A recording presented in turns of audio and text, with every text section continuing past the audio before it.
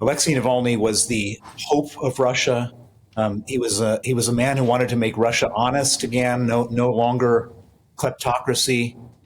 He was ready to put himself in harm's way to do that, and Putin can't tolerate a person like that, and eventually he killed him, and that's where we stand today.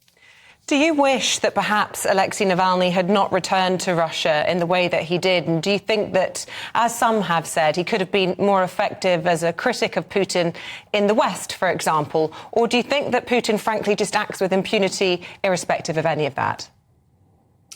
Well, I wish so much that he hadn't gone back to Russia. I mean, it's, Putin tried to kill him with Novichok in 2020.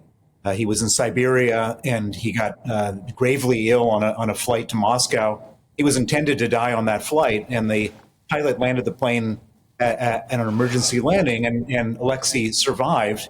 He went to Berlin in a coma. He was there for several months, both recovering from coma and then rehabilitating.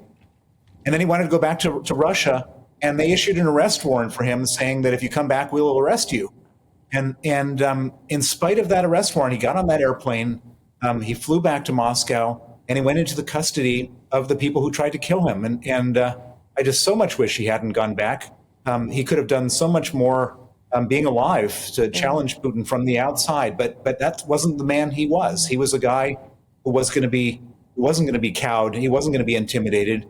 And he went back, and now he's dead. And it's just the most horrible thing for his family, for his friends, but more importantly for the Russian people. He was the alternative to this horrible dictator who's stealing everything from the country. You obviously have no doubt Vladimir Putin was behind Mr. Navalny's death. What is being done about Putin? What can be done from here on in? Or does he continue to do things like this with impunity? Well, Putin needs to be taught a lesson, and there's not much more we can do in terms of like narrow individual sanctions. I mean, we should do them, of course, but the one thing that we should do now is, on a very broad scale, we should help the Ukrainians defeat Russia. And what does that mean? That means in the United States, the U.S. Congress is holding up $63 billion of military support for Ukraine, and I'm hoping that those congressmen who are holding it up now feel embarrassed to be supporting Putin. And here on the UK side, we can come up with a plan to confiscate the frozen Russian central bank reserves. There's about $300 billion of central bank reserves that were frozen after the war started. And that money should be confiscated, handed over to the Ukrainians for their defense and reconstruction. And then the third thing we should be doing is that there are a number of other political prisoners that are dying in Putin's jails right now. And one specifically is a British citizen. His name is Vladimir Kara-Murza. Vladimir, like Navalny, went back to Russia. He criticized Putin openly. He was arrested. He was put in jail, and he's sentenced to 25 years. He sits in a Siberian prison, and he's a British citizen. And we should be doing everything we could possibly do to get him out, so that if and when the Putin regime falls, we have somebody who believes in democracy to pick up the pieces. So you see Kara-Murza then as carrying that torch for freedom and democracy. The chances, though, of being able to get him out of prison when we've got an election, I think it's next month, going on in Russia. We know the timing of this outrageous attack on Navalny is clearly linked to next month's election. And how much are the Russians even hearing about any of this? Well, I was just reading the reports this morning, and other than one newspaper, they didn't even mention Alexei Navalny. I mean, it's just remarkable. I mean, it's like this is the Soviet Union all over again. That they don't just he erased him from history almost immediately. And of course, Putin has never uttered the words Alexei Navalny. These people can't stand to mention the name of somebody who is so beloved by the people, and so beloved because he provided a breath of fresh air and an alternative from the criminality of the regime. Talk to us about Sergey Magnitsky, your former lawyer, who uncovered a whole area of massive fraud, and it eventually cost him his life. Now, as a result, there was what was called the Magnitsky Act. What power has that got? What use does that have in the light of what we're hearing here? And what would you like seen done with it?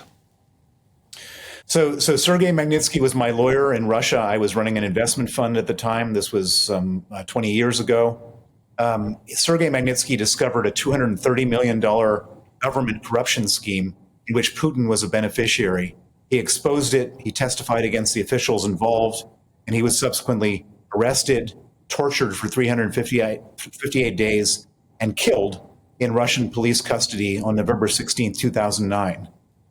After his murder, the authorities went through the same cover-up exercise that they're doing right now with Navalny. They changed the cause of death several times. They didn't release the body to his family. They told the family that they would only release the body if he was buried immediately. The family protested, and they said that the refrigerators weren't working in the morgue, and his body would decompose. The family then buried the body. We still don't know exactly what happened to him because of no autopsy. And then they embarked on a massive state-sanctioned cover-up where every single person in the authority in different departments all covered up his murder. And then they celebrated his murder by promoting the people who were involved. And so this is like a really evil country. And there are a few people out there right now saying, oh, that we don't know for sure what happened. And why would Putin do this? This is what Putin does. Putin kills people who uncover his crimes, who expose his corruption, who challenge him. And he's done it on a serial basis over many years. Putin is a mafia thug, a gangster who kills people. And nobody should be repeating any benefit of the doubt for Putin at this point in time. Just a final thought from you, Mr. Browder. Have you been in touch with Navalny's family at all? And if so, what words have been said? I haven't been in touch. Of course, I've written a long letter to his widow, and I'm just heartbroken for them. It's as is everybody, and as is the whole world. It's just the biggest tragedy. This man was the hope and dream of Russia. He was a good man, and now he's dead.